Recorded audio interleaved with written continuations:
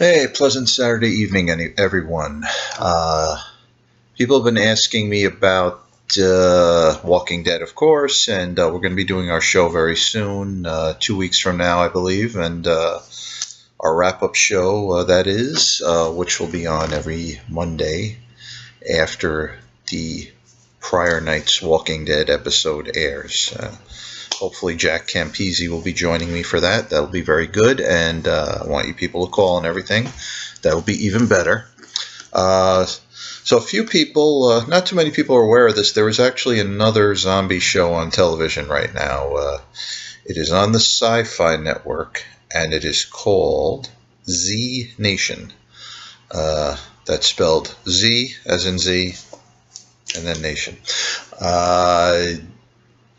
I didn't know what to expect. Figured it might be a knockoff of Walking Dead. I found it, I don't know, I guess moderately entertaining. Obviously, I knew it was going to be nothing like Walking Dead or World War Z or anything like that, but it was kind of moderately enjoyable, at least the first episode. The next two, while still somewhat enjoyable, they fell into a few little traps. So just going to talk about it for a few minutes. The first thing is the actual zombies. Whenever I review a zombie movie or anything, we have to see where the zombies fall on the zombie chart. So here's the zombie chart. As you can see, for instance, in the movie World War Z, the zombies are fast and they are somewhat smart. So that's where they fall on the zombie chart. Walking Dead, on the other hand, the zombies are relatively slow, at least most of them are, and they're kind of dumb. So the Walking Dead zombies would fall right here. Also note that the Walking Dead zombies are actually dead, whereas the World War Z zombies are diseased, as are 28 Days Later, etc., etc. So where do the zombies fall from Z Nation? Well, they're definitely dumb, so they're below here. The initial episodes seem to have them being relatively fast or mid-speed. But as I saw by the second episode and the third, there seems to be a bit of inconsistency. So they were actually falling in the slow range. So right now I have to assume that the zombies on this show are the slow, dumb kind, which would fall in the range of Walking Dead here. But what about the show, actually? Well, I guess they approach the show a little bit more from an almost comical standpoint. It's not an outright comedy, but they inject a little bit of humor and quirkiness into it.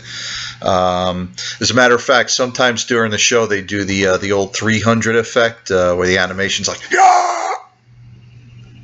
Like that, like the slow motion thing. That probably didn't come out too good on video, but kind of humorous. Apparently they film in Washington. Spokane, Washington is where they film. Although a lot of the action is right now, they're moving across the country. That's the plot of the show. But the action right now is taking place allegedly like in right across the Tappan Zee Bridge. You actually see the Tappan Zee Bridge in the show. It has a quest right from the beginning. They basically, you see a little bit of an intro at the beginning. Won't give away too much, but in a nutshell, there is a person who is immune to the virus, and he exists, and he's in the cast, and he's a little odd. But excuse me, their task, the quest of the other characters, is to take him to California, where he can be tested and a cure can be extracted from him. You kind of see how that all plays out in the opening minutes of the first show. Yeah, so the other funny thing was they actually call zombies on this show. Not walkers, not biters, not lemonheads, or whatever other funny terms. Zombies are zombies, and that's almost humorous in itself. Like, just calling a zombie is pretty humorous, like in the movie Zombieland. Again, like I said before, the speed appears to be a little inconsistent. They're definitely the dumb kind of zombies, but they were moving fast in the first show. The next few shows, not so much. Just in general, the characters on the show, Bernie Mac's wife, remember her? Kelita Smith? Yeah, very pretty lady. She is actually in the show. She's very pretty. Some other characters, they have like a National Guard guy who's with the group. there's a sort of a steampunkish character named 10K because his goal is to kill 10,000 zombies. There's an Asian girl they find in a cage. There's an old dude who's kind of not that similar to Herschel. And then there's this fellow, the package, that they're trying to transport. But also what makes it a little funny, although they could probably do more with this guy, is there's a sort of a military dispatcher or sort of a military communications guy that that this group keeps in touch with. He's somewhere like way up in the Arctic cold regions, and he's the lone survivor of his outpost, and he's kind of a wacky character. Like, he sometimes goes into rants like he's a radio guy, like this is Citizen Z contacting blah blah blah. He does all funny stuff, and it's kind of cool. And he has nobody with him, unfortunately, except a dog. But that's kind of weird because sometimes he has to go into like monologue type of things to describe what he's doing. Like he's looking at the screens like, all right, well, maybe if I take this and open up a frequency to Philadelphia, and and he's saying it to himself. He's not really talking to anyone, so that's weird. Kind of like me right now. But the dialogue. Now, the first episode was not too, it was, like I said, it was kind of funny and somewhat quirky, but still at the same time they're living in a world where they're trying to kill zombies. But the second and third episode, I think the dialogue devolved a little into more stereotypical types of quotes and junkiness. So that wasn't too cool, although the plots seem somewhat interesting, even in the face of not the greatest dialogue. There are some elements, I tried to look at it not really comparing it to Walking Dead. There's a few elements you can't help but compare to it, like the kills and the weapons. There's not quite, there's some gore obviously, but there's not quite as much gore so far anyway as Walking Dead. Yes, you do see graphic kills and all, but it's almost, again, with that element of a little bit of pseudo comedy, it's hard to take it as gory as it is. This last episode had a really stupid, almost like a Sharknado type of effect, involving the Liberty Bell and some zombies in the street in Philadelphia. So that seemed a bit out of place, but that's what it is. Actually, one of the weapons on the show is pretty cool. It's not quite a Michonne sword or Daryl's bow, but it is a rather cool weapon, so to speak. The promo poster features a guy with a baseball bat wrapped in barbed wire, which is quite similar to what we're maybe supposed to be seeing this or next season on Walking Dead with the character Negan.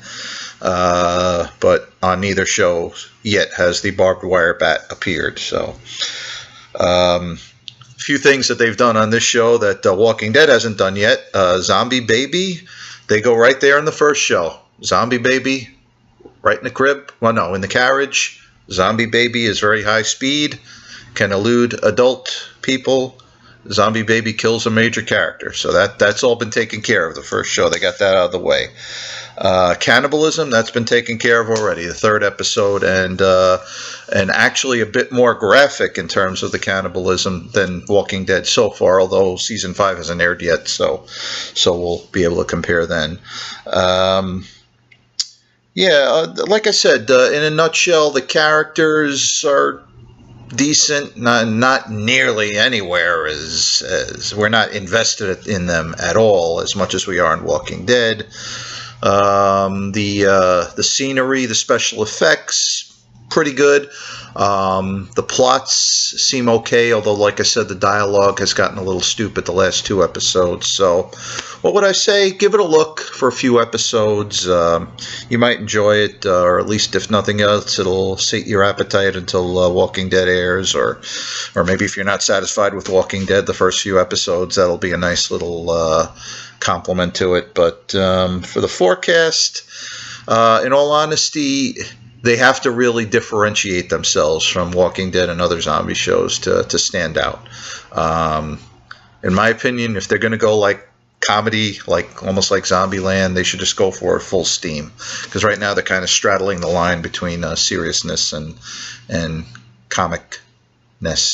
But actually, there's one other thing. There's another feature of that you discover in the second episode. But I won't give it away. But that would make their zombie epidemic potentially a little tougher to deal with than the Walking Dead zombie epidemic. So yeah, you can watch for that. But Z Nation, it is 10 p.m.